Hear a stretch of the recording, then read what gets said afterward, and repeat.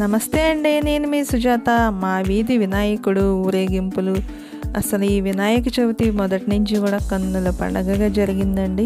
చాలా చాలా బాగా జరిగింది. పూజలు, ప్రసాదాలు, దేవుడికి అలంకరణ అయితేనేగిని, ఊరేగింపులు అయితేనేగిని. మా ఊర్లో అయితే 5 విగ్రహాలు పెట్టారండి. 5 విగ్రహాలకి అన్నదానాలు కూడా చేశారు. అన్నదానాలు కూడా చాలా చాలా బాగా చేశారండి. ఉదయం సాయంత్రం పూజలతో పాటు ప్రసాదాలు, నైవేద్యాలు, దేవుడి అలంకరణ 9 రోజులు కూడా కన్నుల పండగగా జరిగింది. ఈ వినాయకుడైతే ఓన్లీ ఆడవాళ్ళే విగ్రహం పెట్టి పూజలు అవి చేశారండి. పూజ చేసి ఊరేగింపు చేసి అన్నదానం కూడా చేశారు. ఈ విగ్రహం అయితే ఓన్లీ చిన్నపిల్లలండి. చిన్నపిల్లలు కూడా సందాలు అవి పోజేసి అన్నదానం నిమజ్జనం చేశారు. ఒక్కొక్క రోజు ఒక్కొక్క వినాయకుడు ఊరేగింపు అయితే చాలా బాగా చేశారండి. ఈ వినాయకుడు అయితే మా వీధి వినాయకుడు అండి. మా వీధిలోనే 2 విగ్రహాలు పెట్టారు. ఒక వినాయకుడు ఈయన. మధ్యాహ్నం 3 గంటలకి స్టార్ట్ అయిన దేవుడు నైట్ 10 క్లోజ్ చేసేవారండి. నైట్ 10 అయ్యేది నిమజ్జనం అయ్యేటప్పటికి. ఇది పగలో తీసిన ఫోటో అండి. ప్రతి విగ్రహానికి కూడా ఒక పోలీసులు వచ్చి గొడవలేవి జరగకుండా నిమజ్జనం కరెక్ట్గా జరిగేటట్టు చాలా బాగా దగ్గరుండి 3 గంటల నుంచి నైట్ 10 దాకా చాలా బాగా చేశారండి. మా వీధి పిల్లల ఆనందం చూడండి.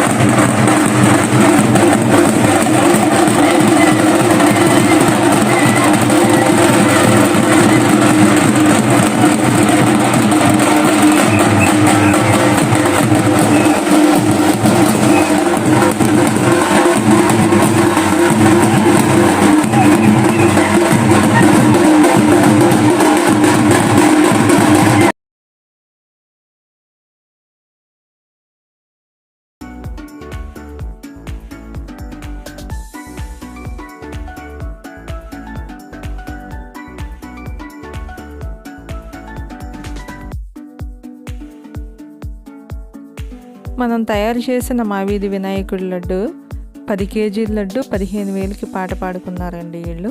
20 కేజీల లడ్డు అయితే 19,500కి పాట పాడారు.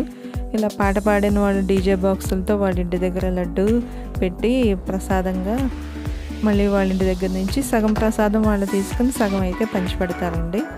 మనం తయారు చేసిన ఇంకొక 5 కేజీల లడ్డు అయితే అది 15,000కి పాట పాడుకున్నారు వేరే వినాయకుడి దగ్గర. మా వీధిలో ఇంకొక వినాయకుడు అండి ఈయన. స్వామి వచ్చే టయానికి మనం ఏ టైం అయినా గిని బిందె నిండా నీళ్లు తీసుకుని బిందెలో పసుపు కొంచెం పువ్వులు వేసి స్వామి పాదాలు కడిగినట్లుగా మనం భావించి నీళ్లు పోస్తామండి. బిందె నిండా నీళ్లు తీసుకుని ఆ ట్రాక్టర్ ముందైతే నీళ్లు పోసి స్వామికి బియ్యము, అగరబత్తి, పసుపు, కుంకుమ, కొబ్బరికాయ, పువ్వులు, హారతి కర్పూరం బిళ్ళలు ఇస్తే కనుక స్వామికి అవన్నీ చూపించి మనకి హారతి ఇచ్చి మనకి ప్రసాదంగా పులిహోర, చక్కెర పొంగలి ఇస్తారండి.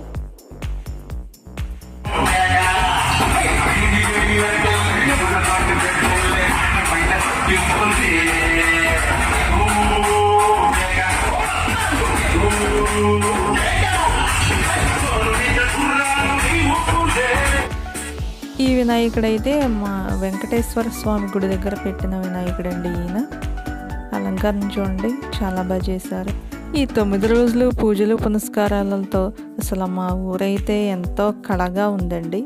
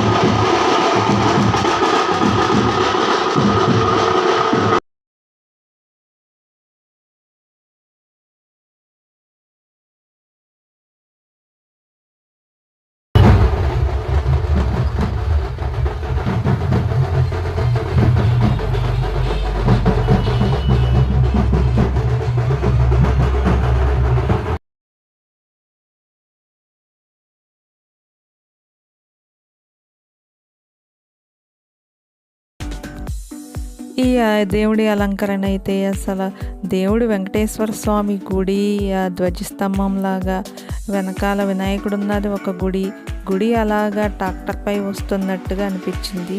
చాలా బాగుంది.